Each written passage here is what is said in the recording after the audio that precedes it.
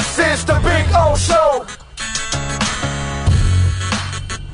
This is the Big O Show. All right. There he is. How you feeling, my man? You feeling good? Yes, sir. Yourself? Good, man. Good. You know, I see the hat you have on, and it's funny what's going on in our backyard and in this country right now, the World Baseball Classic. And it's so interesting because Americans don't give a shit about about the World Baseball Classic. Let's just be honest. We don't give a shit. But we see the passion, and in Central and South America and obviously the Caribbean, they're the ones that actually really carry this whole thing. You know, it's a weird thing because it means everything to them, dude. Okay, Without question. and for Americans, it's like, yo, dude, we have our World Series. That's what it means to us. You know, not this World Baseball Classic. It's a really odd thing, isn't it? Yeah, and in an ideal world, you could make it like, because if it became a case where every country really built it up and really wanted to win as passionately as compared to the World Cup in soccer, Great there point. could be some hellacious tournaments because a lot of these Latin American countries absolutely could compete, if not win outright against the U.S. team. And guess what? People in Canada, especially right now, it's like in the thick of hockey season, heading towards the playoffs. They don't give a shit there either. No, dude. No. In Canada, they'll go crazy if the Toronto Blue Jays are in the World Series. Yep. That's where they're going to go crazy. If a Canadian team is in the World Series, it's interesting how that World Baseball Classic means so much to certain people, and then to a whole fraction of others, it means absolutely nothing. While you were there in Q, I think you might have heard my conversation because people are asking about Mike Gesicki. And sadly, the situation that he was put in the last 2 years didn't really allow him an opportunity to really showcase his skills on who he really is, because the offenses didn't fit him. So he's probably right. I think Poop, he's going to have to settle for a 1-year deal, right? And kind of reprove himself, because I doubt anybody's even offering him the money he made last year, dude. Without question, and it was a lot more pronounced last year. I mean, 2 years ago, he actually, if you look at his numbers, unless I'm severely mistaken, there was career highs in catches and yards.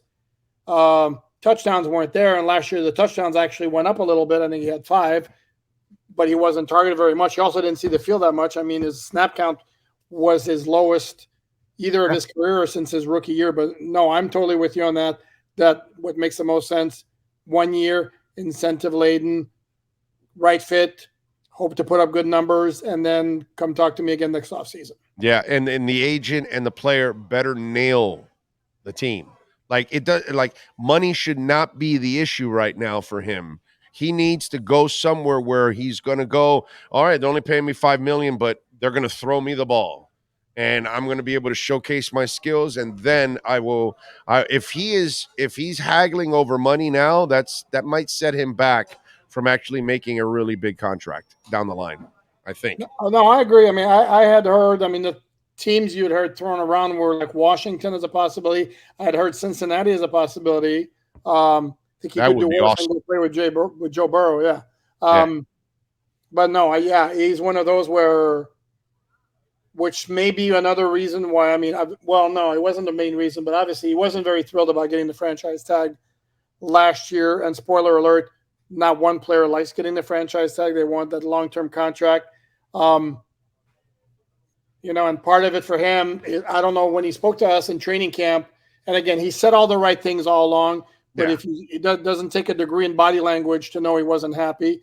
And maybe part of it was he sensed what was coming, that you guys are going to be killing my market value because it's going to be all about Tyreek Hill and Jalen Waddle, and I'm no longer going to be a factor. Right. Yeah, it's. I feel bad for him. Hopefully, he gets the right place to showcase his skills this season and kind of get his career back on track. Braxton Berrios, they didn't have a returner last year, Love it. and I know kick returner is not a big thing, but punt returner is. That you still need somebody that maybe can help you some field position, and he did a really good job with that. You kind of were already commenting on it. Go ahead. No, I love it. I think it's a very nice signing. In terms of the free agent acquisitions, I mean, to me, it's right up there. Even though it's a 1-year deal, I haven't seen the money yet. I can't imagine it's for a ton of money, but in terms of the value and the role that he's going to fill, I completely love it. Like you mentioned, he's a very good punt returner, kickoff returner. I'm like, I mean, who cares? It's like there's 3 kickoff returns every month, so who cares? And he's very at least you have a sure-handed. At least you have a sure-handed guy back there. You have an experienced guy. Right. That's the good thing about that, at least in that sense. No, I don't see any drawback to that move. He fills out your wide receiver core.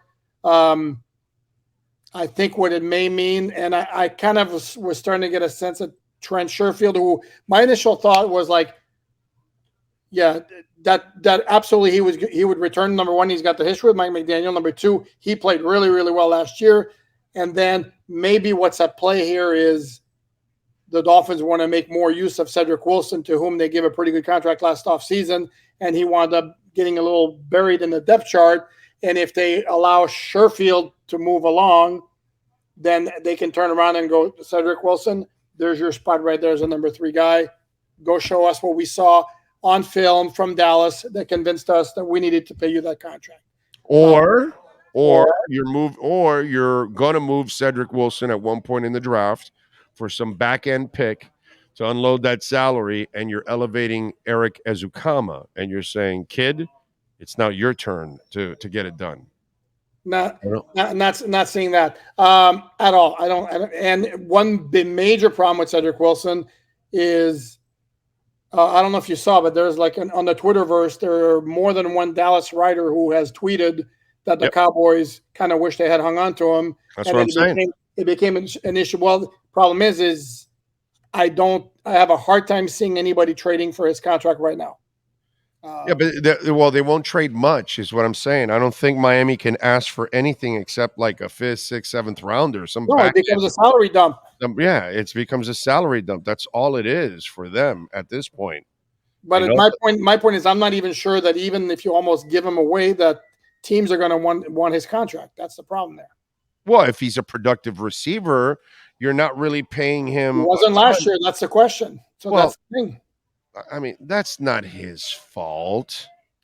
I don't blame him. I don't blame Gesicki for his numbers down. Sometimes it's a situation that you're in, my man. I that's a little unfair to him. He's a good player. It's just he didn't get the opportunity because, bro, he had 2 monsters in front of him. I would know. Well, he got overtaken on the depth chart by Trent Sherfield, who was kind of like an afterthought signing. This is where I'm talking about. I'm not talking about in relation to Hill and Waddle, of course. Yeah. I'm with you there, but he got overtaken by Trent Sherfield, and I don't think the Dolphins saw that coming. And then training camp began, and it was like very clear that Sherfield was outperforming Wilson, and basically gave him no choice. By the way, his he only gets $1 million signing bonus every year. He has a $7 million base salary. Guaranteed, unless I'm mistaken. Yes, it is guaranteed. That's the problem. But you can rework that. If you pick him up, if you trade for him, you can then rework that deal and give him an extra year and then back end that a little bit if you want to kind of lower that number. You could work it out. It could be, and then if you won't have an out the second year, because you do have an out after this year coming up. You can get rid of him. And that is your out. That's a typical Chris Greer 2-year out. It's a 3-year deal, but it's a 2-year special. He pulls this 2-year special all the time, dude. He is a chief at that stuff. But here's the thing, though. You can lower his cap number, but you still got to pay him you still got to pay. Well, obviously, if you trade for him, you like him. As long as if you have a need for a guy, that's not a bad player to get as a number 2, number 3 guy on your roster. So it all depends on the team that needs, that player in there. That's what they're going to have to find. But I get a feeling they're going to try to trade him because of that salary slot. I think they're going to want to open up that slot if they can. There's no question. I'd be shocked if they haven't worked the phones already trying to get it done. Unfortunately, I wish I shared your optimism that it can be done. I'm not sure that they can get somebody to take him off their hands. All right, talk to us about the O-line Obviously, a lot of people were waiting for some kind of big name. Well, the big names came in other spots, but your Right. thoughts on all the linemen that they added here in the last couple of days? Funny you should ask, because I wrote about the offensive line today on All Dolphins at alldolphins.com, I know. which every legitimate Dolphin fan should check out. And bookmark. And absolutely, bookmark. and bookmark. Yeah, so here's the deal. Well, first of all, because with the Dolphins, you never say never. I'm going to remind everybody the Dolphins didn't sign Teron Armstead last year until March 25th, which was the second week of free agency. So just because they haven't done so yet doesn't mean they're not doing it. And Tyreek also was late too, bro. Correct. It was a trade, but that was kind of a different situation. Yeah. Having said that, I'm kind of thinking that the Dolphins are kind of comfortable with the idea of running it back with the same nucleus, hoping for improvement from Austin Jackson, Liam Eichenberg, hoping Dan Feeney provides competition in left guard or depth. They re-signed Kendall Lamb, Jerron Christian at right tackle. And Feeney plays center. Correct. He plays all three interior positions. Lamb and Christian as depth pieces at right tackle, and hoping that combination of those things, elevates the line. Where to me, but still the most important factor was going to be Teron Armstead staying healthy.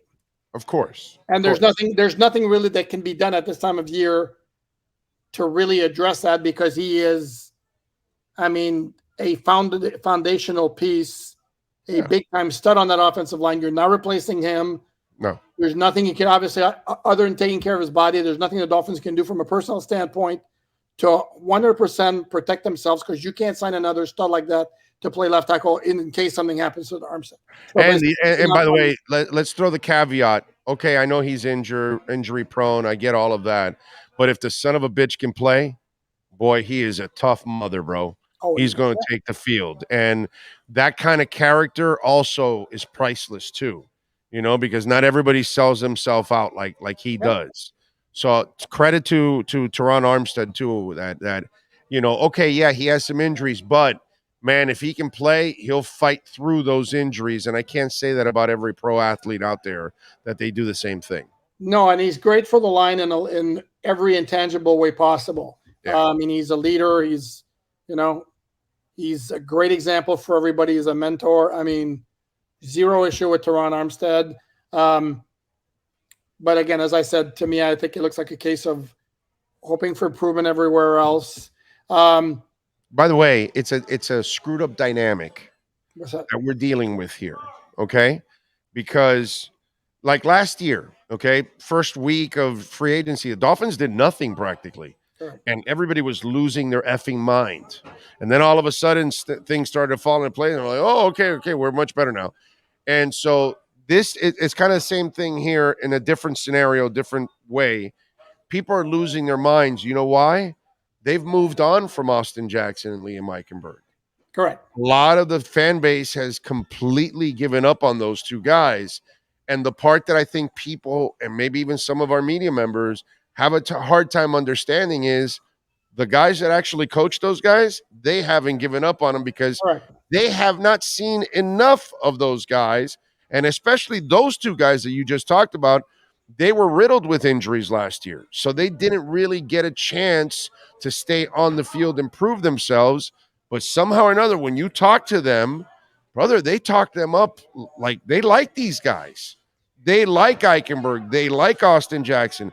They see something in them. So whether it's Frank Smith or Mike McDaniel or whatever it is, that's kind of the dynamics that we're all battling, because some of us have moved on, but we have to deal with the fact that they haven't moved on. And that's really the key. And here's the thing. And for me, it's more evidence-based, and because what they're going to say, this coaching staff, I think we've learned, is all about praising players in public. They're not going to criticize. So the fact that they're publicly backing those guys doesn't mean as much to me as, look, let's be honest. If the Dolphins thought that Eichenberg and Austin Jackson would never be anything as offensive linemen, do we honestly think that they would be so stubborn as to not move on and make a move? I have a hard time believing that. So whether they get proven right or wrong, that's Sure, that could swing one way or the other, but clearly it's not just lip service. They feel confident that either or both could get the job done and become serviceable, if not good, NFL offensive linemen. By the way, we've got a couple of things here. John Lovett re-signs with the Dolphins, and Andrew Van Ginkel. Jordan Schultz just reported after a good visit with the Patriots is now headed to the Raiders to go visit with them. Okay. Yeah, I kind of tweeted. I didn't write about this, and I was remiss not to do it, but I answered a question somebody asked me what was going on with him, and I was told basically that the Dolphins are. Go ahead, Andrew. You've been great and all that, but do what you got to do. That they really. Fangio probably is not a fan. Correct, but that he had interest from a couple of teams, and you and I have both talked. We both like the guy. I love him. I love him. If Fangio doesn't like it, like you said, if Fangio liked him, Fangio would have told Chris Greer, try to hang on to him. That's all. Yeah. And somebody asked me about why didn't they go after another quarterback like what's it called, Andy Dalton or somebody? Well, maybe McDaniel doesn't like that guy. You know what I mean? In this case, it was more about bargain shopping, I think, with Mike White. It wasn't really about. I don't think they were willing to spend the kind of money that you're going to have to spend for Minshew, Dalton, or even Taylor Heineke, who got a 2-year, $20 million deal. That's the one move I don't like. I'll be honest with you. I can't. Oh, you don't like the Mike White one? Yeah, they went cheap. They went cheap and went to the dollar store. They went to the dollar store. They have a quarterback with a history of injuries, and they got like a really, really good roster overall. I don't know that's where you need to save money. The problem I have with this is there's no quarterback that was out there that was going to save your ass anyways to be a backup. Teddy Bridgewater ain't saving your season because he couldn't stay healthy. Andy Dalton ain't saving your season. I disagree with you. Gardner Minshew ain't saving your season. I disagree with you, Big O. Nick Foles came off the bench. Big O, Nick Foles came off the bench. I get that, bro. And Nick Foles never did nothing again for the rest of his life. Never again did he do anything. I get it, my brother. The sun shines on every dog's ass every once in a while. You're missing my point, though. You're missing my point. What is the point? My point is that I'm not on board with the idea of doesn't matter who you have.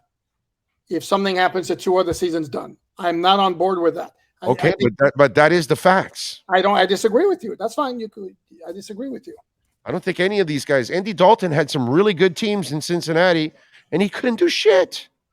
He could never do anything. Whenever they get to the playoffs, he'd pee in his pants like he always does, like Ryan Tannehill does. Same thing. It's also a different year, different season. He's a different guy. He played well last year for New Orleans. I disagree with you. I mean, I don't. So let's remember this. So if something happens to Tua where he's sidelined, then you need to tell your readers it's over. They have no shot. That's what you're saying. My man, I said that last year. Okay. With Teddy Bridgewater, I said it was over. I said if it gets to Teddy Bridgewater, it's over. You have faith in Teddy Bridgewater. I have none. I watched him play in Minnesota. I watched him in Minnesota with a running game, with an offensive line, with a tight end, with wide receivers, and he couldn't do anything. He's a pedestrian quarterback. He's never been anything. Dude, he started 2 games, neither of which with Teron Armstead at left tackle. And then he got the biggest problem with Teddy is he couldn't stay healthy. Yeah. Okay. And again, we'll have to disagree. I am on the record. I am not on board with this notion of Tua gets hurt, they're done. Well, how about this? Go ahead. If I'm Skylar Thompson, I'm like, yeah, baby, I got a shot now.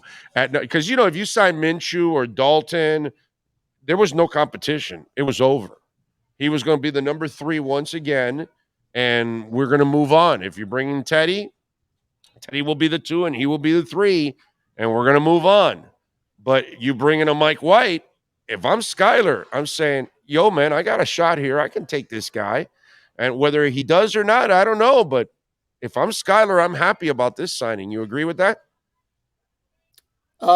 Yes, and that to me illustrates the problem that I have with this signing. I mean, I get it. I'm not arguing with you. They went to the dollar store, bro. I said it already. They didn't go to Kmart to go get Dalton or Minshew. They went to the dollar store to go get Mike White because they felt like they needed to use the money in other places. And in the end, see, here's the part that you keep leaving out of the equation. go ahead. Their backup quarterback is vacationing permanently in Florida. You're not wrong. You're not wrong. Okay, so why am I going to spend money on a big time backup and spend money 10, 15 million dollars on a backup when I can use that money for a guard or a wide receiver, a running back or whatever. And if Tua goes down, I'm not going to go to Mike White or Skyler. I'm going to go call Tom Brady, bro. He's retired. He's not tied to anybody. And hey, Tom, are you busy? Come on down. You're the next contestant on the Dolphins are right. So, to me, that's your backup quarterback. No, basically. that's a great point. The danger there, of course, is that Tom decides, you know what, I kind of like being retired, not having to deal with football. Right. Yeah, Dolphins. Yeah, it's a good idea, but no thanks. Right. No, you're right. He might want to stay with the kitten. Yeah. So but, yeah, no, you have no idea how much trouble those are. he just wants to pussy around. I mean, he can do that. He can do that. Kittens are a load. You're right about that. No, but Big O, that was a brilliant point you made. Kudos to you, my man. I think that's why they did it. I think that's why they did it. And they're like, yeah. well, I mean, it's not like the owner lacks any money. No, correct. You know what I mean? So it's like, come on, Tom, let's go. We need you. We're 8-3 right now. We're 10-1, and Tom's gonna go. Yeah, you guys are pretty damn good. Yeah, let me go over there. Let me go do that. So I just kind of think that that's the case. And again, I don't really have a lot of hope for everybody else around him. Nick Needham is back. Okay. Deshaun Elliott was signed as a safety. Talk to me a little bit about some of the additions in the secondary besides, of course, Jalen Ramsey, who you met today. Yeah, that was an interesting press conference. Deshaun Elliott, thumper, played with Brandon Jones. It's funny because now he played with Brandon Jones at Texas, and now the Dolphins have 4 safeties, 2 from Texas, 2 from Oregon. Yeah. So what we need to have is a Texas-Oregon bowl game so they can go at each other. But Deshaun Elliott is a big thumper in that safety. And I'd be lying to you if I said I've studied his game a whole lot. I did look at his metrics in pass coverage the last 3 years, and it's not good. But reached out to my guy in Detroit who told me the guy played very well last year, and the secondary wasn't the same when he was out of the lineup. He had some minor things coming up late in the season. And interestingly enough, he could wind up competing for a starting job with his old Longhorns buddy, Brandon Jones. And based on experience, pedigree, and all that, I kind of be thinking Elliott's going to be your starter opposite Javon Holland. The Needham move, I think as we discussed earlier, he had no leverage on the open market coming off the torn Achilles. Yeah. Great pickup for the Dolphins. Big time. There's very, very little risk. Great depth too, bro. If Trill comes back with Cater and Nick Needham, brother, you got a shit ton of depth there at corner. I like it. And they're all except for Trill hasn't really proven himself. He was looking good in camp. He was. But he was growing up. We were watching him from the year before to this past season, and he was growing up. But the other two have proven something. Hopefully Nick can come back. From Achilles is really tough. But our boy came back from it a few years back. Cameron Wake? Brent Grimes. Brent Grimes, yeah. Brent Grimes came back. Oh, did he come back from it? Man, that dude was good. Yeah, he's a pro. He's a pro. And I think that, Nick has a great attitude also. He's a pro. I think and plus, he wants that big contract, so he's got to come back strong. Yeah. No, and he's come up the hard way too. He wasn't drafted. Even didn't make the roster initially as a rookie. He had to work his way from the practice squad, and he's made himself into a nice little player. The other guy we haven't talked about, who is not in the secondary, but is a very intriguing pickup, is David Long. Yes. Who dude can play. He's got to take care of his body. I mean, those comments I'm sure you saw from Mike Vrabel. Yeah, tissue injuries. I know. I got it. If that didn't bring up Devontae Parker in your head, I don't know what would. Yeah. So it's one of those where, they got him. I mean, 2 years for 11 mil is complete bargain, because the guy. Well, it's because of the injuries. That's why I thought. I didn't realize he had missed that many games, and I thought he would get more money and more years out in the open market. And then when I saw it, and then I found out that he had missed that many games, I was like, okay, now I get it why he wasn't able to get more, because he's 26, and we had Blaine Bishop on.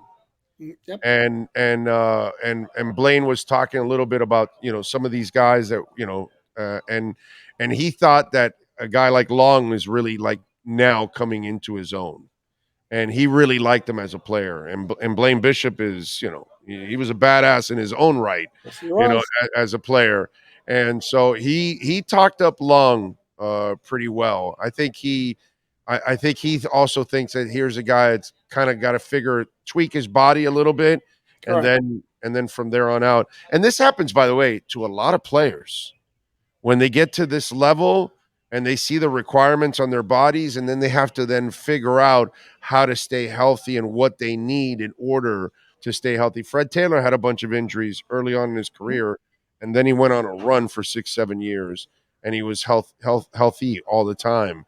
And that happens to a lot of guys, and hopefully David has got to tweak that part of that, because that's usually what it is. It's usually not that bad. Yeah, I mean, he has to tweak, no pun intended. But that's a nice pickup. I like it, and he's a very, very good fit in Vic Fangio's defense, because the dude can cover, and that's something that they didn't necessarily have at linebacker before this move. So, did you watch the 3-minute video with Jalen and X? The one at the facility? Yeah. Okay. Yeah, that's very cool. Did you wonder to yourself, and you can tell how X is so talkative? Well, here's the thing, though. The backstory behind that, according to Jalen Ramsey, is this was not done solely for the purpose of putting out a video on the Dolphins social media network. That X hit him up. That they have a long-standing relationship. Yeah. But and X hit him up. My point. That's my point. That with his boys. Oh, that he talks with them. Yeah. When you ask him a question or I ask him a question, we're gonna get a 1 or 2 word answer, bro. I mean, like no, but that's X, man. It was like it was a cool X to get. It's like I want to talk to that X, bro. That's the X I want to talk to. That was fun. No, and he'll be like that with us once in a blue moon. For the most part, he'll talk to the media because he has to talk to the media. You can tell he doesn't necessarily like it, and that's fine. Not everybody has to enjoy it, but they have a cool relationship. And the common thread is Corey Coleman, former Baylor wide receiver, right? Got drafted with the Browns. No, and those two guys have the potential, And they're talking about being the best duo in the league, which they've got to definitely have an opportunity at that. I know X is going to be super motivated next year because he knows the Dolphins will cut his ass at the end of the year, and if he wants to stay here, he's going to have to play well. And if he gets cut, he's going to have to play well because he's going to need somebody else to sign him, to make some money. So you're going to get a motivated X with Holland and Ramsey back there. Holy shit. That's going to be awesome to watch. Yep. Like, I do not fear Aaron Rodgers whatsoever with that secondary. That's all I got to say. I don't know if you need to fear anybody. If you don't think Aaron Rodgers makes the Jets dangerous, I think you're crazy. No, he makes them dangerous. Although I still think that thing's going to be a mess. When I heard that interview yesterday, did you saw the interview yesterday? So he told Pat McAfee that when he went into the retreat, he was about 90% retiring, 10% on playing. So as Van Halen would say, you got 1 foot out the door. That's not good, bro. That's not good. No, but here's the thing, though, that I don't. I have to be careful how I say this. I don't want to be offensive to anybody, but that dude is so wired differently that he could go from one end to like become completely disinterested and not give a shit 2 weeks into the season, or he may carry that chip on his shoulder. I mean, because he talks about like, I'm not offended, dude. Who are you kidding? You are the most easily offended, player in the entire NFL. That's by true. 8 times. I mean, oh my God. You're right. So who's to say that he doesn't carry that slight, oh my God, the Green Bay didn't want me anymore the whole year. Like, let me ball on and go win another MVP just to show them. Ha, Packers. I mean, you don't know. To me, it's one extreme or the other. Yeah. Yeah. It's just, I just find it kind of weird that if you're already 90% retired and now you're going to go play and you got to then kind of motivate yourself. And then you're going to have to deal with the New York media and all that stuff. And once he says some wacky shit, oh man, which you will. Which you will, and that's why I think that I think it's going to be a mess.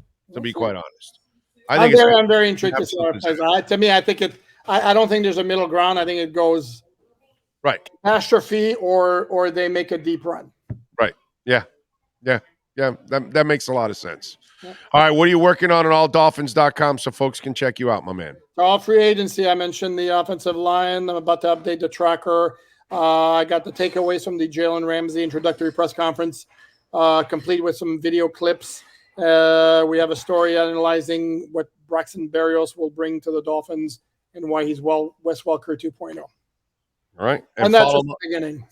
Yeah, of course. That's only for the next 2 hours. Exactly. Okay. By tomorrow, there'll be 77 other articles. So make sure you bookmark alldolphins.com and catch him twice a week. You're doing his thing with the EJDconstruction.com Miami Dolphins report. As always, thank you, my brother. We'll catch up next week. Have a great weekend. Sounds like a plan. You have a good weekend yourself. Thank you, sir. There you go. Alain Poupart, baby. Our EJDconstruction.com Miami Dolphins report.